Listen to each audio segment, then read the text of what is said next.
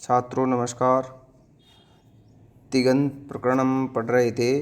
तिङन्त प्रकरण के अंतर्गत आज हम आगे प्रारंभ कर रहे हैं कि सर्वाभ्याम वामौ। इस सूत्र का अर्थ है कि स और वै के बाद लोट के ए को क्रमशः वै और अम आदेश होते हैं।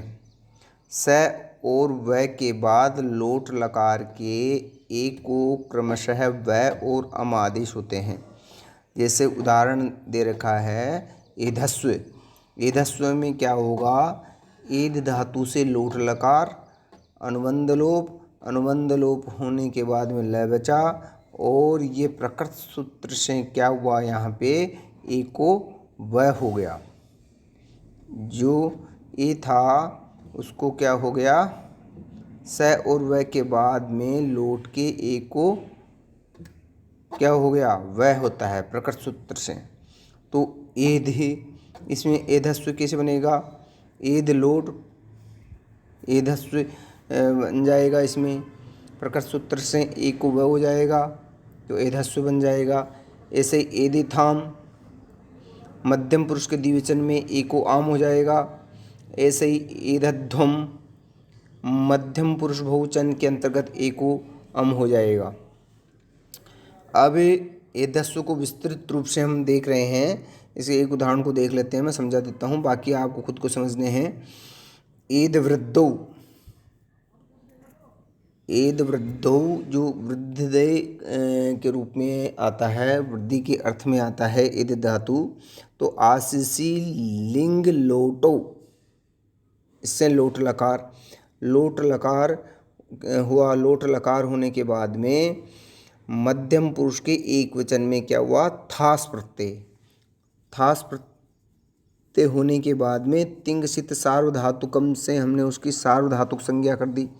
सार्वधातुक संज्ञा करने के बाद में हमने कर्तरी शप से सप आ गया, सप का अनुबंध लोप हो गया, ए बच गया। तो हमारे सामने स्थिति आई ईद ए थास।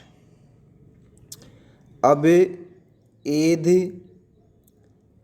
ए और थास के स्थान पर थासह से, इस सूत्र से क्या हो जाएगा? थास के स्थान पर से आदेश हो जाएगा।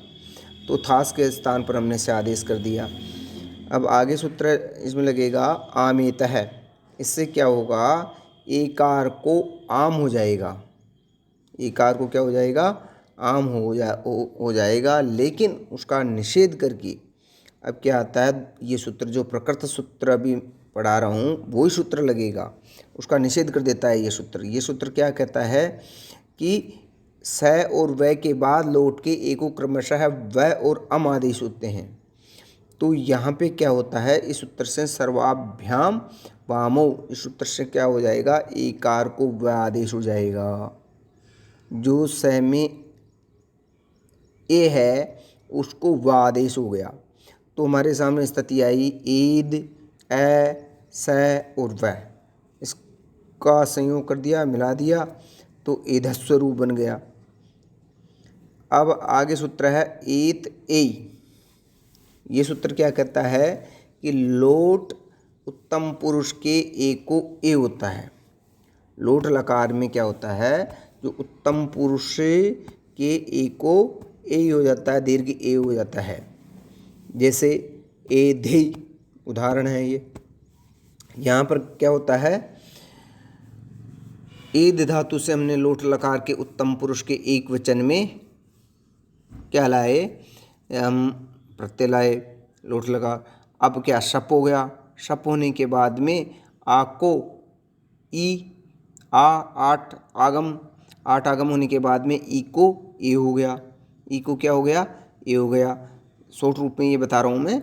एद धातु से लोट लकार के उत्तम पुरुष एक वचन, सब कर्तरी शब्द से सब किया, आठ का आगम हो गया, ई को ए हो गया और प्रकृत सूत्र से हमने क्या कर दिया? इस सूत्र से ए को दीर्घ ए कर दिया।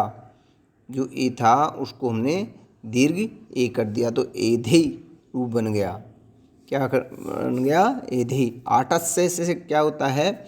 आ और ए मिलकर के क्या है? वृद्धि एकादेश हो गया।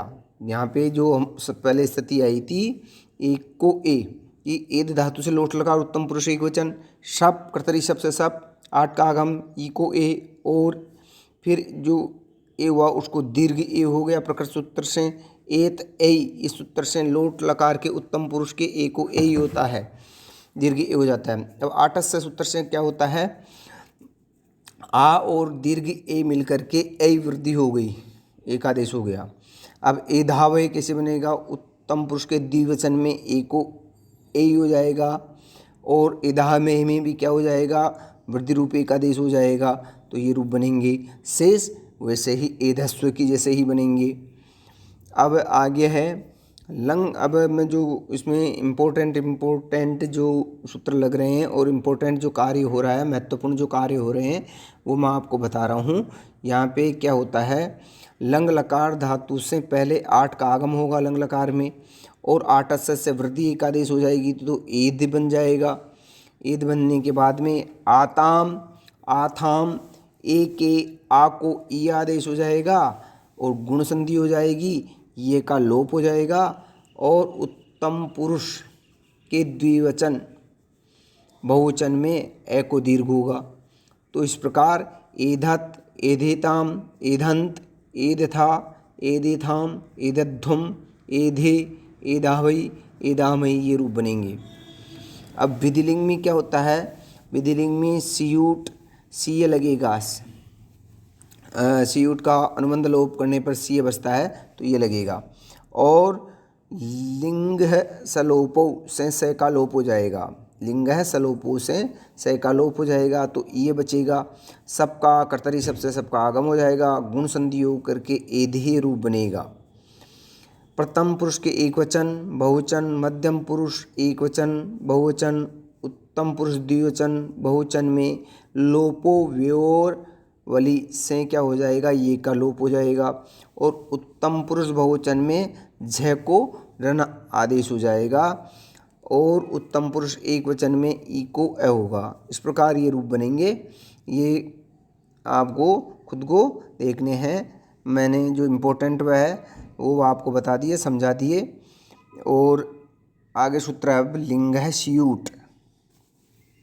ये सूत्र क्या करता है कि लिंग, विधिलिंग लकार और आश्रय लिंग के आत्मनेपदी प्रत्ययों को स्यूट का आगम होता है। इसमें उ और ट का क्या है, इत संज्ञा होने के बाद में सीए शेष बचता है। उदाहरण जैसे एधत, एद विधिलिंग प्रथम पुरुष एक वचन, शप कर्तरी शप से शप और सिया आ गया। इसी सूत्र से लिंग स्यूट से इससे स्यूट का आगम हो गया, सी बचा, से का लोप हो गया, गुण संधि हो गई, और ये का लोप हो गया, लोपो व्योर वली से ये का लोप हो गया। इस प्रकार एधत बन गया। झस्से रन, इस सूत्र से क्या हो जाता है, लिंग विधिलिंग और आश्रय लिंग के झ को क्या है, रन आदेश हो जाता है, रन आदेश हो जाता है। जैसे एद विधिलिंग और झ को रन आदेश हो गया, तो एधिरन बन गया। ऐसे ही इटो अथ, इस सूत्र का क्या अर्थ है, लिंग के स्थान में हुए इट, उत्तम पुरुष एक वचन होता है, उसमें लिंग के स्थान में हुए इट को उत्तम पुरुष एक वचन होता है। विधिलिंग एक वचन, ई को अ, तो कैसे रूप बनेंगे, एधेवही, एधेमही, और ये का लोप हो जाएगा, लोपो व्योर वली से।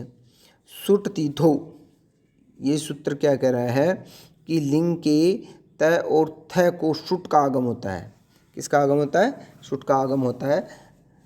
सुट तीतो सूत्र का अर्थ है लिंग के त और थ को सुट का आगम हो जाता है। सुट में स अनुबंध लोप करने पर स शेष रहता है। आज के लिए इतना ही, बाकी बाद में पढ़ेंगे। Thank you.